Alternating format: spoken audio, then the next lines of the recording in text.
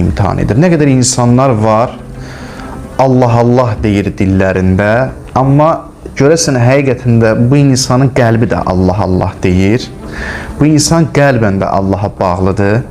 Bax, Allah gəlir imtihana, insanı imtihana çəkir və baxır ki, görəsən həqiqətən kimdir bu Allah Allah deyən, qəlbində də doğrudan Allah Allah deyir, ayrı edir. Və Allah bu məsələdə çox ciddidir.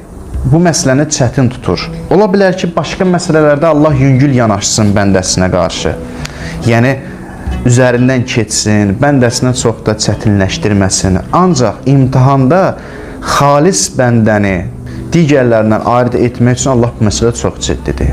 İstəyir ki, xeyr, sən mən iman gətirdim deməklə söz bitməyəcək. Mən səni həqiqətən də imtihan edəcəm və görəcəm ki, doğrudan da sənin mən iman gətirdim, mən Allaha təsliməm, bunu xalis niyyətlə deyirsən.